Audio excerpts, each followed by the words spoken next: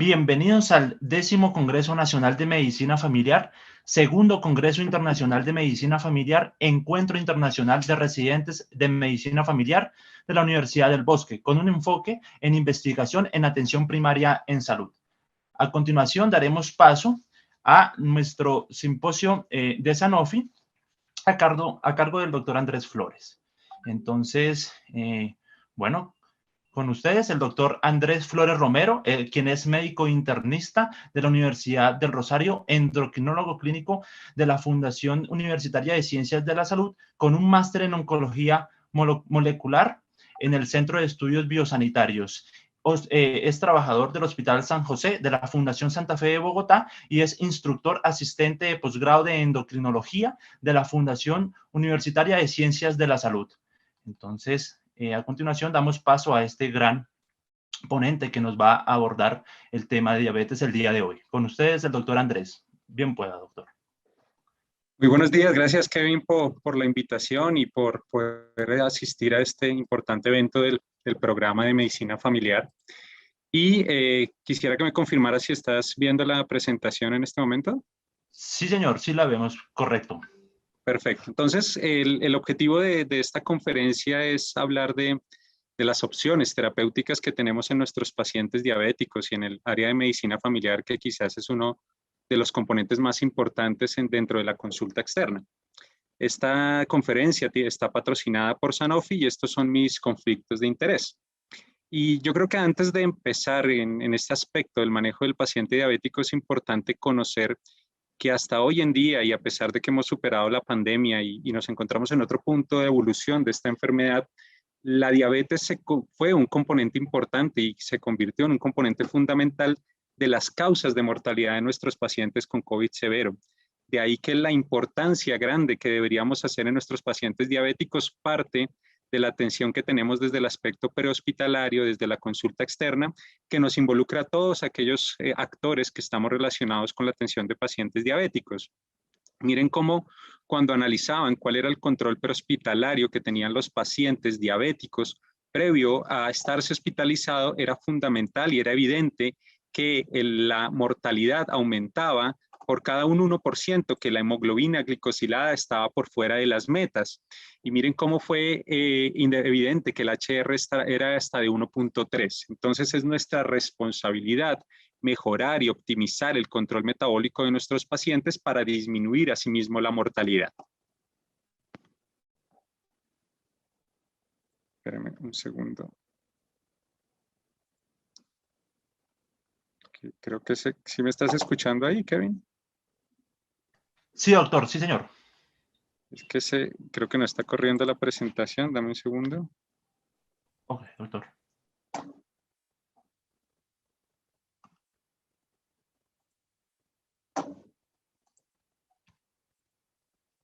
Fíjate que se bloqueó. Dame un segundo, me vuelvo a conectar sin la cámara, porque algo sucedió aquí. Correcto. Listo, qué pena con ustedes que una falla técnica en la conexión, entonces retomamos la presentación. Voy a probar ahí, me comentas, Kevin, si estás viendo. Correcto, doctor. Sí, señor. Perfecto. Bueno, entonces les informaba que parte de lo que dificulta el manejo de nuestros pacientes es un mal control metabólico prehospitalario y el riesgo de mortalidad es bastante alto si no los tenemos bien controlados. De modo que el objetivo de esta presentación es ver qué componentes podemos utilizar de forma satisfactoria para intensificar el tratamiento de nuestros pacientes diabéticos y así disminuir el riesgo de complicaciones que pueden tener nuestros pacientes, sobre todo en este ámbito y en la asociación que incluso podría tener con la mortalidad. La idea de desarrollar esta conferencia es partiendo de unos pacientes que representen alguna de las posibilidades o casos que podemos tener en la práctica clínica de nuestros pacientes diabéticos. Y esta es una paciente que podemos ver clásicamente dentro de nuestra consulta, una paciente de una edad media con alrededor de unos 5 años de diagnóstico de diabetes, con signos de resistencia a la insulina, hasta el momento sin complicaciones microvasculares por la enfermedad. Pero miren que ya tiene un manejo farmacológico que es un manejo farmacológico que podríamos considerar óptimo en unas fases iniciales de la diabetes, con metformina, con empaglifosina, con un manejo de comorbilidades como problemas de dislipidemia, hipertensión, y nos vamos a centrar en esta conferencia en el aspecto glucométrico, en la parte de la glucosa, pero no olvidemos que el manejo integral de nuestros pacientes y sobre todo en el área de medicina familiar, medicina interna, pues parte de esta valoración integral de los aspectos del peso corporal, la hipertensión, la dislipidemia, la actividad física, los hábitos. Acá nos vamos a centrar en las terapias y en las opciones de manejo farmacológico de la diabetes. Miren cómo en ese aspecto claramente sigue con una hemoglobina glicosilada por fuera de las metas, el 9%, con una glucosa en ayunas aún elevada. Y gran parte del problema que tenemos en este aspecto en nuestros pacientes es la inercia clínica, es quedarnos quietos, es no hacer nada y no intervenir cuando el paciente claramente viene por fuera de un mal control metabólico, sabiendo de antemano las complicaciones que puede tener un paciente nuestro cuando no tiene un buen control metabólico. Miren que esta inercia clínica nos toca a todos los actores y a todas las personas que tenemos una relación con nuestros pacientes diabéticos. Este es un estudio realizado en Colombia en 363 pacientes, 23 ciudades de Colombia, en la cual el 57.9% de los pacientes tenía una hemoglobina glicosilada por fuera de las metas, es decir, una hemoglobina glicosilada por arriba del 7%. Y el análisis más interesante de este estudio es ver qué hacíamos cuando acudía un paciente de estos a nuestra consulta y llegaba con una hemoglobina glicosilada por fuera de las metas, cuál era la intervención que realizábamos. Y miren cómo es paradójico y sorprendente que en solo el 56.8% de los casos se hizo una intervención que rompiera la barrera de la inercia. Intervención que podía ser desde intensificar la dosis que ya venía del hipoglicemiante, adicionar otro hipoglicemiante, intensificar la terapia con una terapia inyectable tipo insulina, análogo. Mire cómo solo en el 56% hicimos algo. Y cuando se ven los actores principales o los principales tratantes, miren que el 83.5% correspondían a pacientes manejados por medicina familiar, un 5.6, perdón, 83.5 por medicina general, un 5.6 por medicina familiar y un 1% por endocrinología. O sea que nos cae a todos la responsabilidad de no quedarnos quietos cuando un paciente viene con un mal control metabólico. Y esto no parte solo de lo que ya sabemos y el efecto en beneficio microvascular de optimizar el control metabólico de la diabetes, sino también un efecto que debemos tener en cuenta que es el efecto legado. Aquello que hagamos de forma temprana, aquella intervención, aquella intensificación y esa meta de nuestros pacientes va a tener un efecto legado que va a repercutir desde el punto de vista cardiovascular, que va a persistir incluso en el tiempo. Miren qué sucede cuando se analiza este efecto legado en los diferentes ensayos clínicos y se evalúa cuál es, si finalmente se presenta este efecto legado, este impacto a largo plazo en disminución de eventos cardiovasculares. Miren cómo es positivo y a pesar pues de tener una alta heterogeneidad dentro de los estudios. ¿Y cuál podrían ser los pacientes en los cuales obtengamos un mejor efecto legado? Aquellos que tengan una más corta duración de la diabetes, en los cuales ya hay menores complicaciones o todavía no se han presentado por la diabetes, aquellos en los cuales aún no se ha presentado un evento cardiovascular y aquellos en los cuales hacemos este seguimiento y este tratamiento por tiempos prolongados. Y miren cómo ese efecto se puede sostener en el tiempo a pesar de que al final relajemos un poco las intervenciones y disminuyamos un poco la intensidad. Este es un estudio clásico, el BADT, que se hizo en veteranos de la guerra, hombres diabéticos, en los cuales por los primeros 10 años se hizo una terapia intensificada y esa terapia intensificada involucraba tener metas estrictas o más bajas a las que tenían en ese momento de hemoglobina glicosilada, por debajo de 7.5 versus lo que se hacía en la época de 8 a 9%. Y miren cómo una vez se para el estudio y se dejan todos los pacientes en la terapia estándar del momento, ese efecto legado podía persistir más o menos unos 4 años más. Es decir, esa disminución de desenlaces cardiovasculares podría dejar una memoria metabólica con un efecto protector en estos pacientes.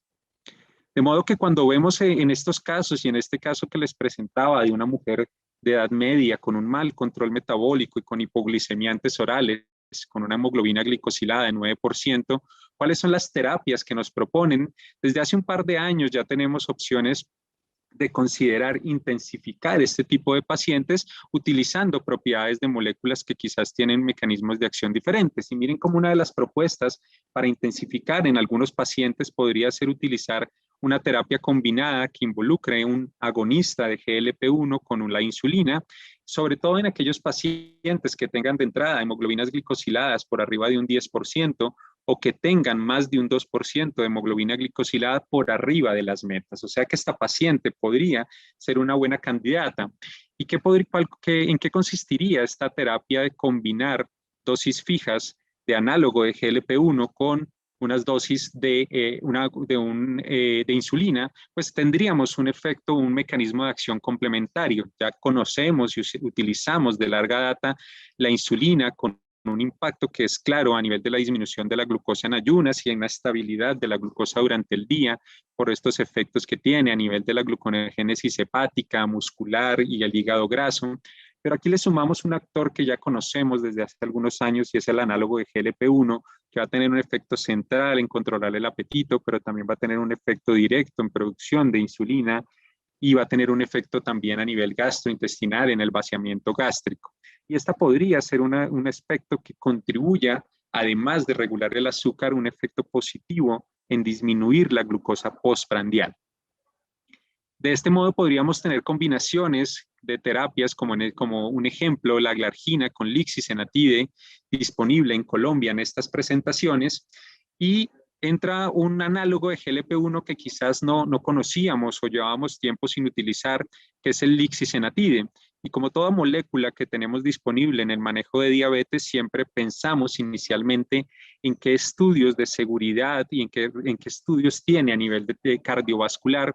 Y este es el estudio que plantea no inferioridad, que plantea seguridad cardiovascular del lixisenatide. Es un estudio que se hizo en pacientes de alto riesgo, pacientes que ya habían tenido un evento cardiovascular tipo enfermedad coronaria, más de 3.000 pacientes, y miren cómo no hubo un riesgo asociado con el lixisenatide. De hecho, algunos subanálisis de este estudio encontraron que podría tener un efecto protector microvascular en disminuir la macroalbuminuria, pero esos son subanálisis de este estudio principal. De modo que esta forma de combinación de lixisenatide con insulina glargina se evaluó en este estudio, que es el Lixilan-O, precisamente en pacientes que venían con una diabetes mal controlada y que ya se encontraban con hipoglicemiantes orales, que va muy al caso o muy al ejemplo que estábamos planteando inicialmente. Es un estudio aleatorizado a 30 semanas en pacientes con hemoglobina glicosilada fuera de metas, que podían estar tanto con metformina como con metformina más otro hipoglicemiano. Miren las características clínicas de nuestros pacientes. Son pacientes con tiempos de evolución cercanos a los 8.8 años, con una clara evidencia de obesidad como uno de los marcadores fundamentales y un mal control metabólico. Hemoglobinas glicosiladas alrededor de 8.2%, más o menos cada brazo. Sobre todo lo que buscaba era comparar insulina glargina más lixisenatide versus insulina glargina versus lixisenatide solo, como una terapia de intensificación en pacientes con hipoglicemiantes orales con un mal control metabólico. Y claro, cuando ustedes quieren ver si se hizo adecuadamente la utilización de la insulina para comparar la efectividad en los dos grupos, pues lo que primero miramos es cómo se obtuvo una glucosa en ayunas en ambos grupos. Eso nos habla de que se utilizó la dosis adecuada tanto en el grupo de insulina sola como en el grupo de insulina combinada con lixisenatide. Y miren cómo la glucosa en ayunas al final fue similar entre los dos grupos, a diferencia de los que utilizaron el lixisenatide solo. Pero claro, aquí queremos dar en el punto, queremos dar en el blanco y queremos ver qué tanto los pacientes al final obtienen una hemoglobina glicosilada por debajo del 7%. Y cuando se evalúa esa meta de hemoglobina glicosilada por debajo del 7%, por todo lo que ustedes ya conocen de los efectos y las propiedades positivas de esta meta, miren cómo se obtuvo en el 73.7% de los pacientes con la terapia combinada versus el 59.4% de solo insulina glargina versus un 33% de utilizar lixisenatide solo. Es decir, la terapia combinada fue superior a la terapia única con insulina glargina para llevar a metas de hemoglobina glicosilada por debajo del 7%. Es evidente que el análogo de GLP-1 le da esa superioridad en el control metabólico. Pero ¿qué sucede con estos grupos de pacientes? Y uno dirá, bueno, a todos les vamos a empezar una terapia combinada, pero pues uno tendría que pensar qué sucede con aquellos que tienen un peor control metabólico y sobre todo, por ejemplo, como volvíamos al caso, ¿qué pasa con aquellos pacientes que tienen de pronto una hemoglobina glicosilada por arriba o igual al 9% y comparamos exclusivamente glargina, lixisenatide versus glargina sola? ¿Y qué tanto logramos en esos pacientes con hemoglobina glicosilada por arriba del 9% llevarlos a una meta de hemoglobina glicosilada por debajo del 7%? Y mire cómo se obtiene en el 73.5% de los pacientes de la terapia combinada versus menos de un 50% de los pacientes con insulina. Y acá hay un punto importante, probablemente volviendo al caso, hemoglobinas glicosiladas más de un 2% por arriba de las metas que queramos intensificar solo con insulina, se nos puede quedar un 50% de pacientes en los cuales no logremos esa meta de hemoglobina glicosilada por debajo del 7%. ¿Y qué sucede con los que ya vienen con 2 o más hipoglicemiantes orales? Miren cómo logramos esa meta en el 72% de los pacientes que usan terapia combinada versus el 57.8%. Entonces son subgrupos interesantes en los cuales la terapia combinada fue claramente superior. Y uno quisiera ver cómo se mantiene este efecto postprandial, que tanto es el efecto que le adiciona el análogo de GLP-1 a este mejor control metabólico. Y aquí se ve una gráfica de 7 puntos midiendo las glucometrías antes y después de las comidas.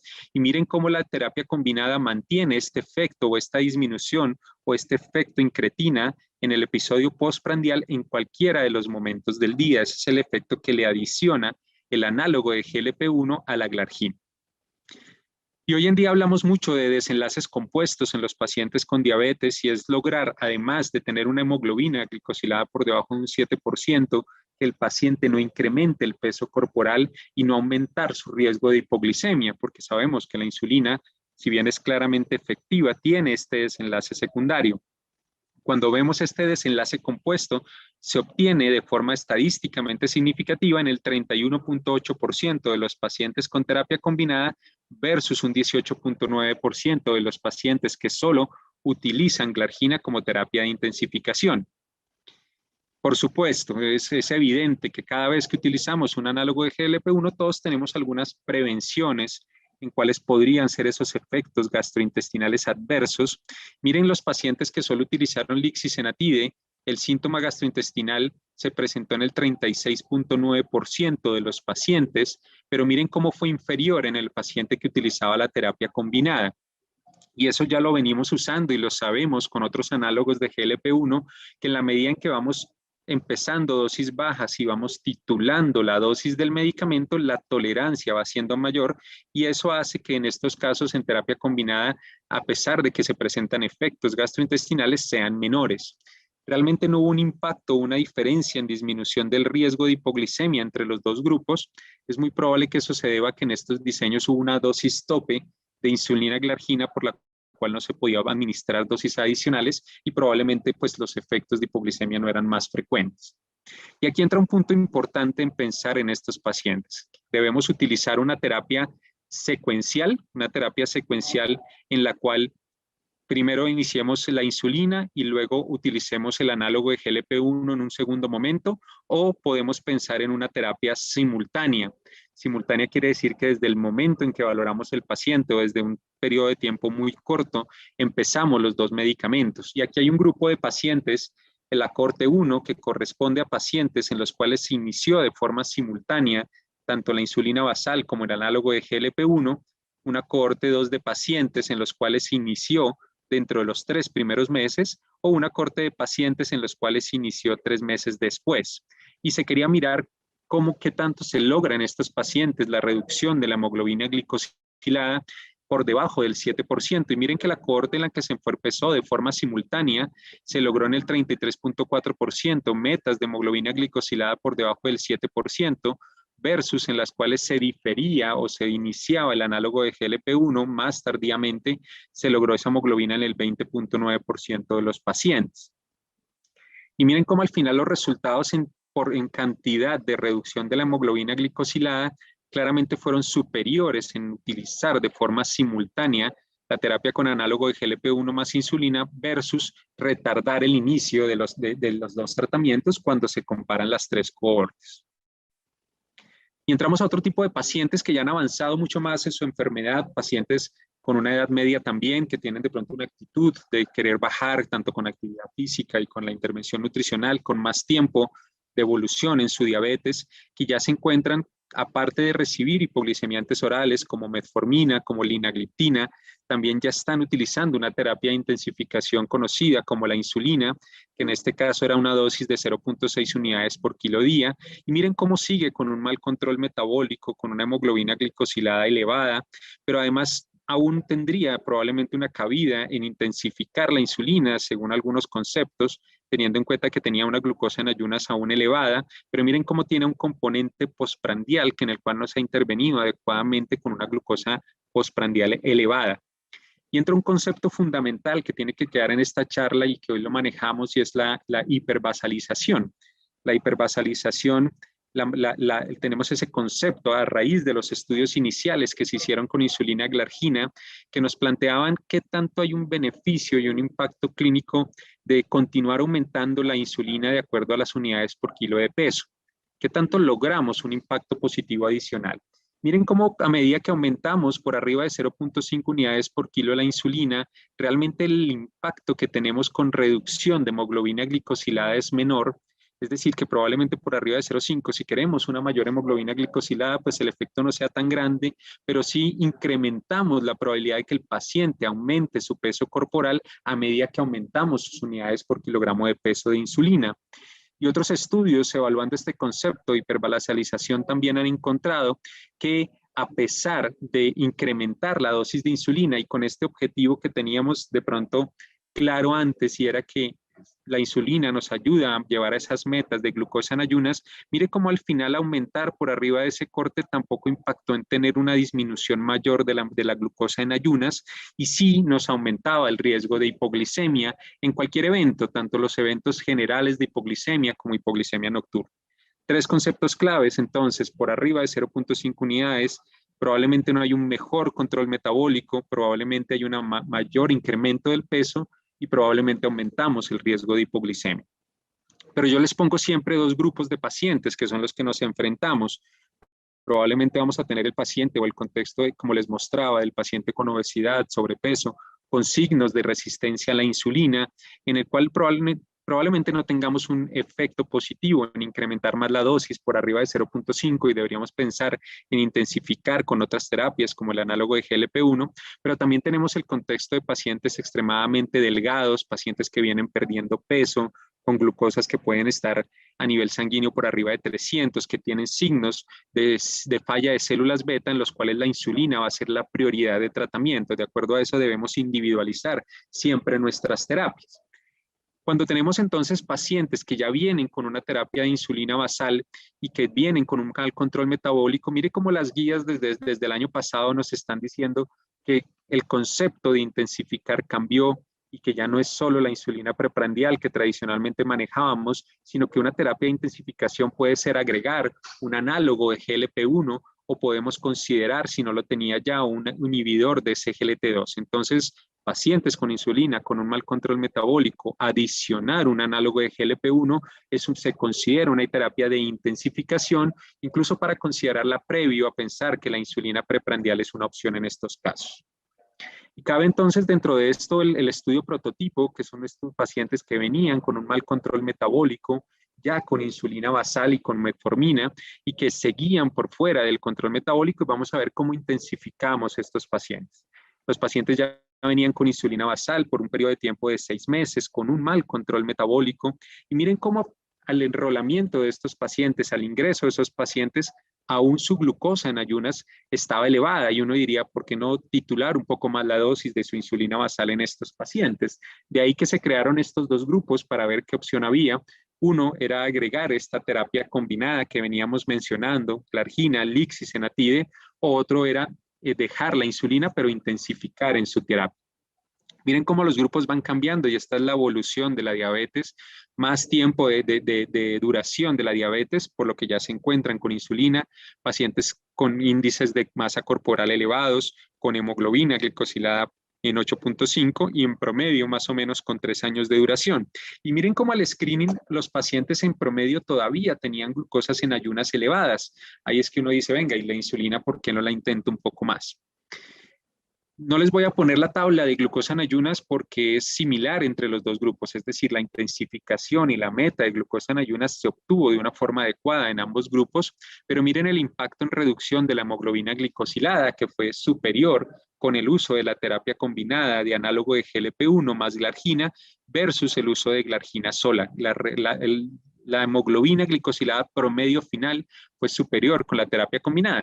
Pero cuando vemos cuánto logran los pacientes una hemoglobina glicosilada por debajo del 7%, terapia combinada versus insulina glargina sola, miren cómo se logra en el 55% de los pacientes con terapia combinada versus utilizar la insulina como una terapia de intensificación que logra solo en el 30% de los casos hemoglobina glicosilada por debajo del 7%. O sea que si en estos casos creemos que intensificar va a poder ayudar a que llevemos a unas metas, pues se nos puede quedar hasta un 70% de los pacientes por fuera de lograr ese objetivo, e incluso cuando queremos intensificar con metas superiores.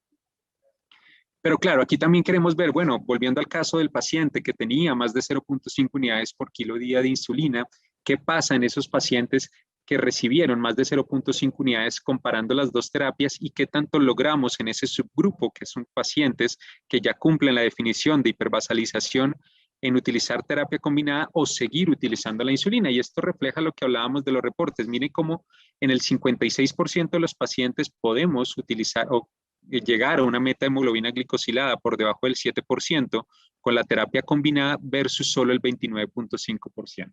Entonces estamos viendo otro grupo diferencial que si ya además de venir con un mal control metabólico solo con insulina más hipoglicemiantes tenía dosis altas de insulina basal por arriba de 0.5, probablemente en el más del 50% de la terapia combinada va a permitir hemoglobina glicosilada por debajo del 7% versus alrededor de un 30% de los pacientes en los cuales decidimos en esos casos aumentar la dosis de insulina. Realmente en cuanto a efectos de hipoglicemia no fue diferente de pronto en el número de eventos pacientes año, pero vuelvo al mismo, hay un tope en cuanto a la dosis de insulina en ambos grupos. Y volvemos a estos desenlaces compuestos. Recuerden que estos son pacientes que tienen más dosis de insulina, con un mayor control metabólico complicado, y queremos ver que logremos esas metas de hemoglobina glicosilada, que no suban de peso y que no hagan hipoglicemia, y esto se logra en el 20% de los pacientes de la terapia combinada versus en solo un 9% de los pacientes que utilizan insulina glargina. De modo que hoy en día llega una disyuntiva en estos casos y en estos pacientes, y es si ya venía con insulina basal y creo que tiene un mal control metabólico con esa insulina basal. Hoy en día tenemos dos vertientes, que era intensificar con insulina glargina más un análogo versus utilizar un esquema basal bolo. Y esta es una forma de comparar de forma indirecta dos estudios que utilizaban, uno, la insulina glargina con lixisenatide, que corresponden al estudio Lixinanele que estábamos mencionando, y otro estudio que utilizaba insulina glargina más bolos de insulina rápida.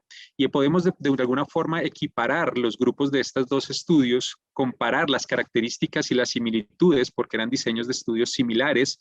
Aquí les planteo las similitudes y diferencias y tratar de extrapolar esos grupos que sean los más parecidos de cada estudio y poder hacer una inferencia y hacer de pronto una hipótesis de forma indirecta en qué pasaría si comparamos esquema basal bolo más terapia combinada.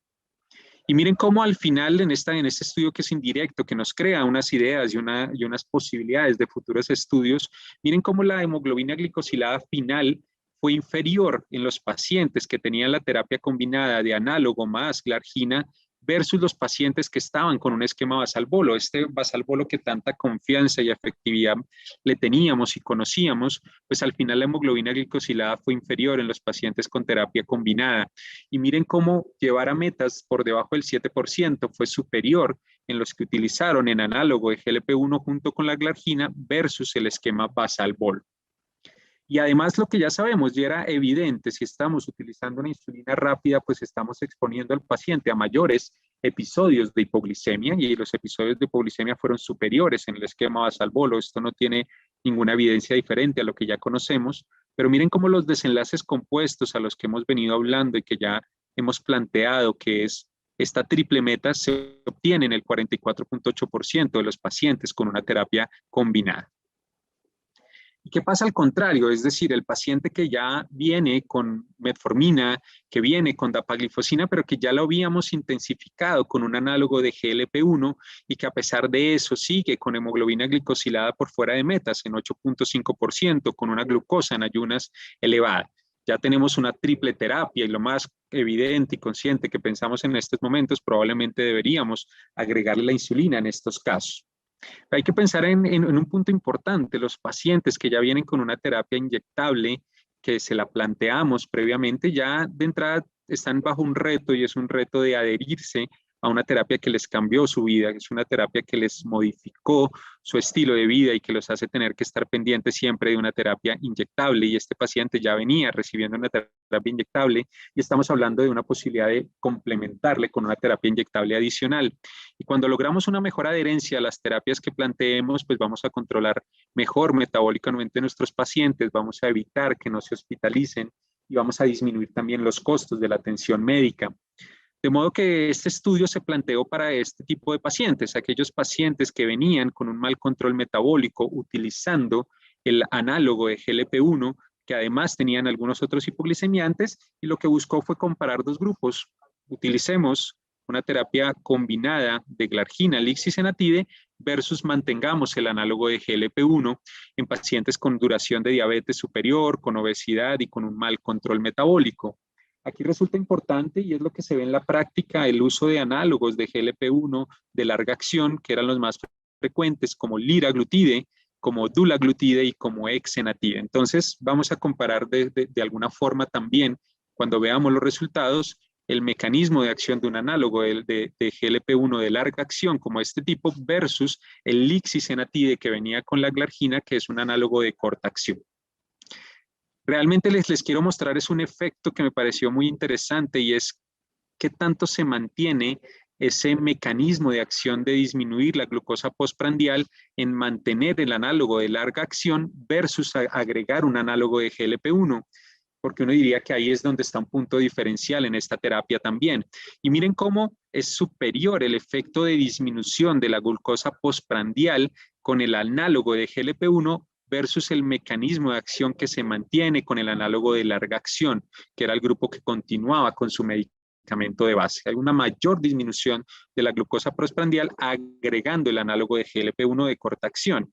Esto habla mucho de lo que conocemos hoy en día de la tolerancia, de la saturación de los receptores que de pronto pueden tener en algún momento los análogos de larga acción y que puede hacer que su efecto postprandial se observe en algunos casos que se pierda en el tiempo.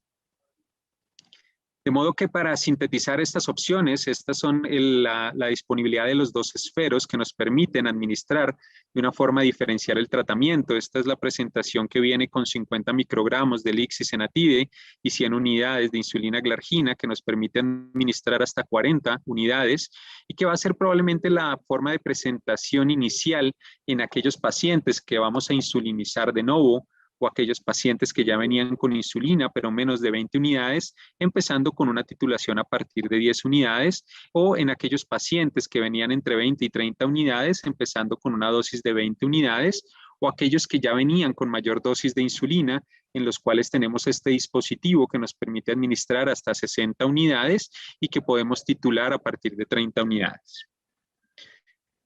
Los estudios en principio se hicieron todos aplicando el medicamento antes del desayuno, pero realmente se hizo un estudio comparando en qué momento del día podríamos utilizar el medicamento como ese efecto que estamos buscando principal. Y mire que uno podría definir realmente cuál es la comida principal del paciente, cuál es el momento en el que creemos que tiene o que queremos un mayor efecto postprandial y podríamos utilizarlo en cualquiera de esos momentos y vamos a obtener un igual control metabólico. Quizás estos sean los escenarios más grandes en los cuales podríamos utilizar esta terapia combinada. Podría ser en pacientes que, como veíamos, tengan una hemoglobina glicosilada por arriba de un 10%, con una hemoglobina glicosilada más de un 2% por fuera de las metas. Son unos buenos candidatos. Pacientes que ya vienen con insulina basal y que tienen una glucosa en ayunas en metas, pero siguen con una hemoglobina glicosilada fuera de metas, en las cuales queremos ese beneficio postprandial que nos lo agregaría el análogo de GLP-1, o en aquellos pacientes que ya vienen con insulina basal, pero que no tienen un buen control metabólico y que además ya tienen más de 0,5 unidades por kilogramo día de la insulina, o aquellos que ya venían con el análogo y que no tienen un buen control metabólico. Esta es una de las propuestas que yo les hago para titular este tipo de medicamentos. Lo importante siempre es fijarse una meta en el control o en la intensificación de la terapia y saber que podemos utilizar metas entre 90 y 130 en ayunas y que de acuerdo a eso vamos a ir titulando, y esa titulación la podemos hacer alrededor de 1 o 2 veces por semana, utilizando, y es lo que yo le recomiendo a los pacientes, la glucosa promedio de esos 3 días en ayunas para poder ir incrementando. El objetivo acá es que la titulación de la dosis nos va a permitir la máxima dosis tolerada del análogo y el máximo efecto positivo del análogo de GLP-1. Obviamente hay escenarios en los cuales probablemente no podríamos o no deberíamos considerar estas terapias. Recuerden que el dispositivo permite hasta 60 unidades, por ende por arriba de 60 unidades pues no es una buena idea utilizarlo en aquellos pacientes que tienen falla de células beta, en aquellos pacientes que tienen síntomas gastrointestinales crónicos que se van a exacerbar probablemente por la terapia, tasas de filtración glomerular por debajo de 30 y digamos que algunos de los estudios siempre han excluido los pacientes con pancreatitis y con carcinoma medular de tiroides, aunque en la práctica los metaanálisis del análogo y los inhibidores de EPP4 incluso no han encontrado una asociación con pancreatitis. Y viene un paradigma también que sucede y que lo encontramos hoy en día, y es en los pacientes que ya vienen con un esquema basal bolo, si existe alguna posibilidad de pensar en retornarlos a terapias que involucren menos aplicación de insulina, menos monitoreo. Y este es un estudio bastante interesante que quizás los subanálisis a futuro nos van a permitir mucha más información, pero es una pacientes que venían con un esquema basal bolo por lo menos por más de 6 meses y que seguían con un mal control metabólico y que se les planteaban 3 opciones farmacológicas. Uno era continuar con el esquema basal bolo, otro era dejar solo la insulina basal con el análogo de GLP-1, otro era utilizar insulina basal con el inhibidor de SGLT2.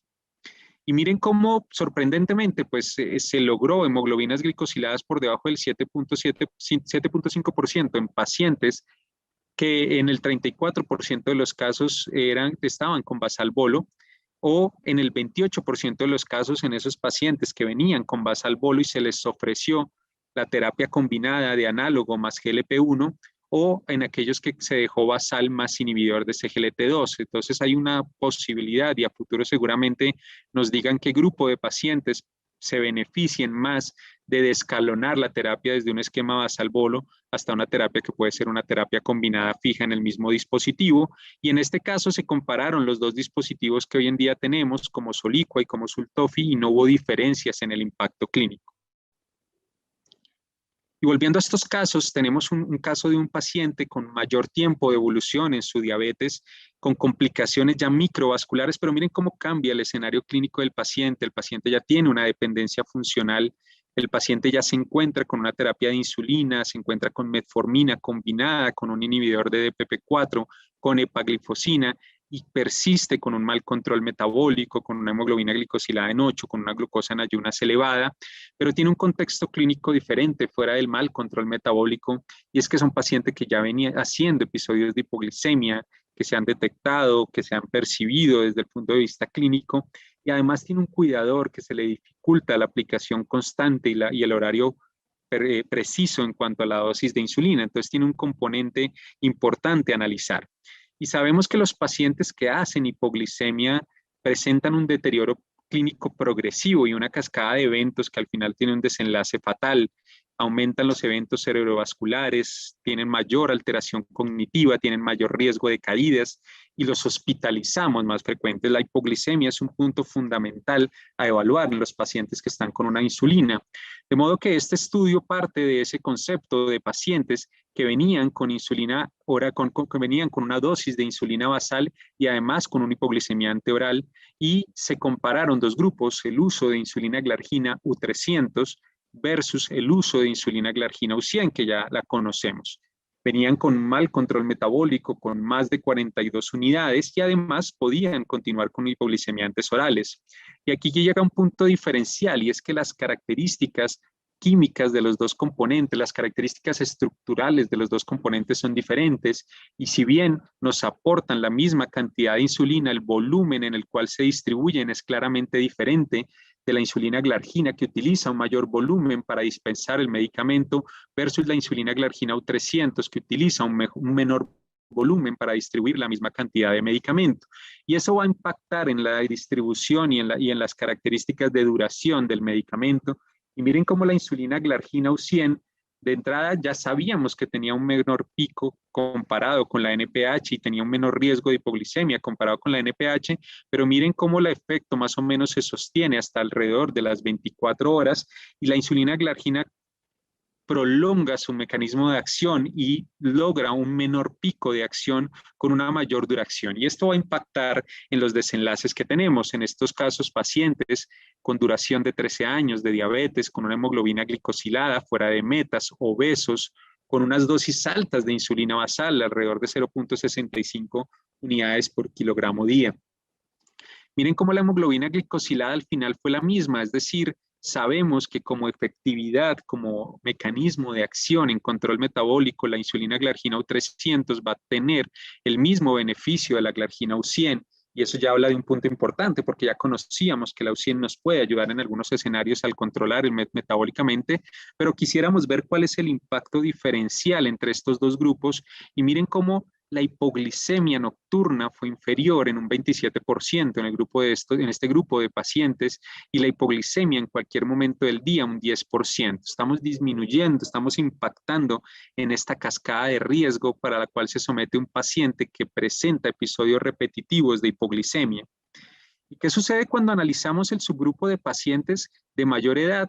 Y este es un estudio que se hizo aleatorizado en pacientes mayores de 65 años, y les traigo acá el subanálisis de aquellos que tienen más de 75 años, y miren cómo los mayores de 75 años, cuando se analiza la hipoglicemia en cualquier momento del día, se presentaron menos episodios, menos eventos de pacientes año en el grupo que utilizó glargina U300 versus glargina U100. Y además, cuando se mira esta hipoglicemia que es sintomática, que es por debajo de 54 miligramos por decilitro, que es la que llamamos clínicamente significativa, que tiene un mayor impacto clínico, mire cómo se redujo en un 67% esos eventos en esta población adulta mayor.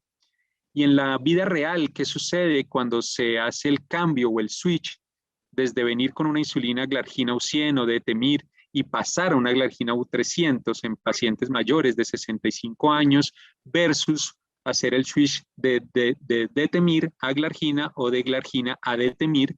Y miren cómo también todos los episodios de hipoglicemia disminuyeron en esta población adulta mayor de riesgo cuando se utilizaba la glargina U300 versus utilizar los análogos que conocemos hoy. Es decir, tenemos un subgrupo de pacientes mayores de 65 años en los cuales vamos a impactar positivamente en disminuir los episodios de hipoglicemia.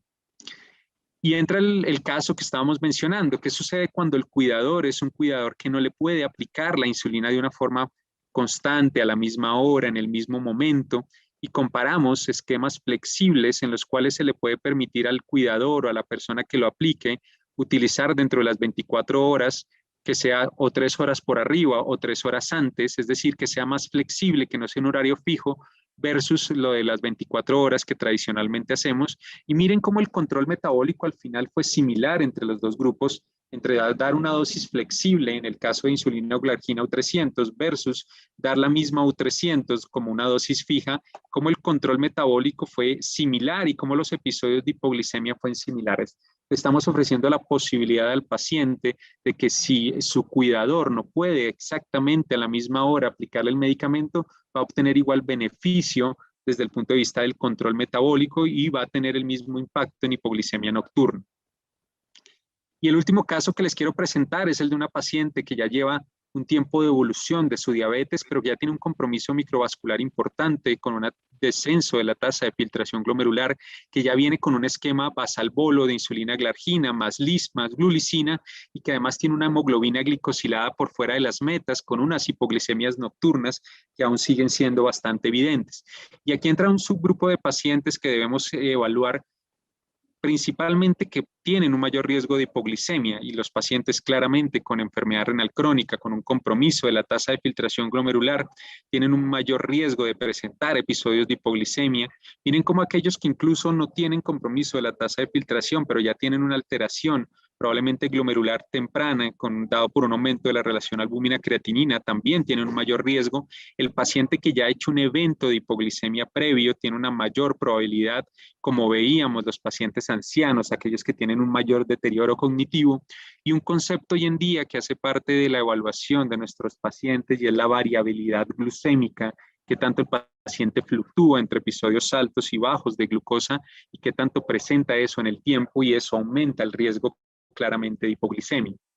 De modo que cuando vemos este tipo de pacientes que ya vienen con un esquema basal bolo y queremos comparar esquema basal bolo de insulina glargina más bolos preprandiales, glargina U100, versus insulina glargina U300 más bolos preprandiales y además están por fuera de un buen control metabólico con unas dosis altas de insulina y queremos ver cuál es el impacto, al final en el control metabólico entre los dos grupos demostró lo mismo que en el estudio previo, y es que la hemoglobina glicosilada y la glucosa en ayunas son similares en ambos grupos, pero nuevamente hay un impacto diferencial en disminuir la hipoglicemia nocturna, que en este caso es del 24% en aquellos pacientes en los cuales utilizamos glargina U300.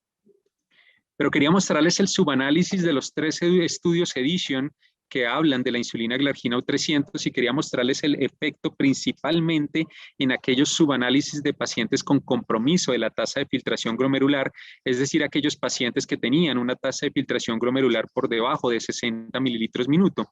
Y miren cómo ese subanálisis de estos pacientes demostró que en cuanto a hipoglicemia nocturna, definida entre las 12 de la noche y las 6 de la mañana, se redujo un 24% los episodios de hipoglicemia y como en cualquier momento del día se redujo un 6%. Entonces ya habíamos hablado que el que tiene compromiso de la tasa de filtración glomerular tiene un mayor riesgo de hipoglicemia y además estamos hablando que utilizar la glargina U300 en este grupo de pacientes podría hacer que tengan un menor riesgo de hipoglicemia.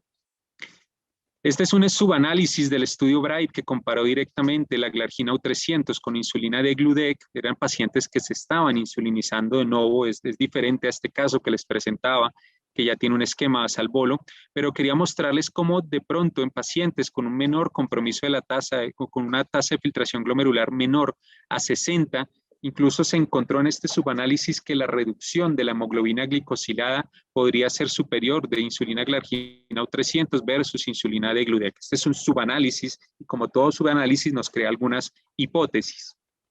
De modo que el escenario en el cual podríamos considerar la glargina U300 dentro de nuestros pacientes podría ser aquellos que consideremos como un alto riesgo de hipoglicemia, como todos estos que les venía mencionando previamente, aquellos que ya han hecho previos episodios de hipoglicemia, aquellos pacientes en los cuales definitivamente la complejidad de la aplicación del medicamento hace que no se pueda poner en el mismo momento todos los días y algo que hoy en día no tenemos muy claro, pero que puede ser una opción, es en aquellos pacientes en los cuales requieren unas dosis altas de insulina basal que como veíamos por arriba de 0.5 unidades aumenta el riesgo de hipoglicemia, pero hoy en día no tenemos una recomendación precisa en estos casos.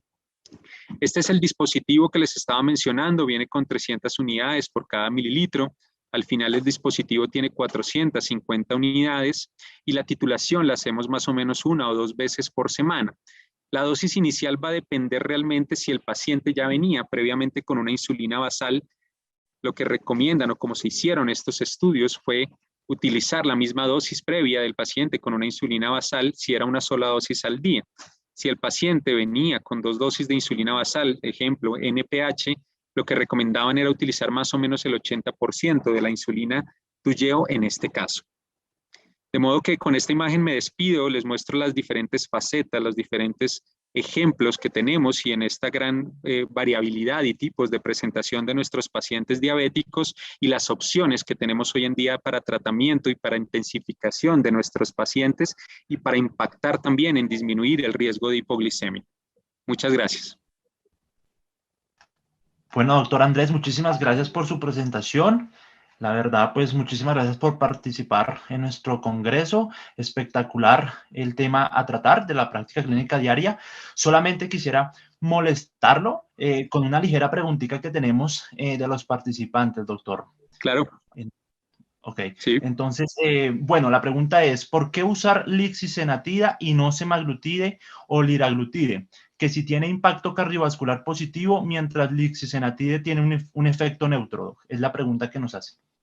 Claro, y es una muy buena pregunta. Yo creo que primero, como disponibilidad de terapia combinada, es decir, de mezclar en el mismo dispositivo insulinas junto con un análogo, pues la semaglutide no se puede hacer. Son dispositivos que se aplican semanal versus la insulina que se aplica a diario. Entonces, como posibilidad de tener un dispositivo en forma combinada, pues semaglutide no entraría, entraría como una segunda terapia inyectable en el paciente que ya viene con una insulina y que queremos agregarle una segunda terapia inyectable. Pero obviamente la semaglutide pues tiene unas propiedades interesantes y específicas en este caso. En el caso de utilizar liraglutide como otra de las opciones, digamos que la otra opción de terapia combinada que está disponible, pues incluye insulina de gludet con liraglutide. Hay que tener en cuenta algo, que si vamos a utilizar el análogo de GLP-1, queriendo tener un beneficio en riesgo cardiovascular, debemos utilizarlo a las dosis que tuvieron impacto en beneficio cardiovascular. Si vamos a utilizar de pronto una terapia que involucre degludet con liraglutide, los pacientes por lo menos deberían estar cercanos a 50 unidades de insulina, que es más o menos con la que obtienen 1.8 miligramos de liraglutide. Es decir, que si queremos de entrada un efecto cardiovascular protector, porque estamos buscando en el contexto de nuestro paciente que ya tiene evento cardiovascular previo, deberíamos utilizar la terapia del análogo de forma separada idealmente, a no ser de que el paciente ya venga con más de 50 unidades. Entonces, la terapia combinada que les planteamos aplica para pacientes o para cierto grupo de todos estos pacientes que probablemente no tengan eventos cardiovasculares previos y en los cuales buscamos el análogo como un impacto en control metabólico. Ok. Vale, doctor, muchísimas gracias, doc. Entonces, no, pues nuevamente agradecerle. Tengo entendido que no tenemos más preguntas. Sin embargo, si nos surge, se las haremos transmitir por correo, doc, si nos pudiese Perfecto, colaborar. yo estoy pendiente. Muchísimas gracias, doc. Pero de momento, pues no hay más Gracias, Kevin. preguntas. Nuevamente agradecerle, muchísimas gracias por su Bueno, participación. Excelente presentación y esperamos contar en un futuro oportunidad con su presentación, doctor. perfecto, claro que sí. Que esté muy bien y que les vaya muy bien en el resto del Congreso. Muchísimas gracias, doctor. Hasta luego. Hasta luego.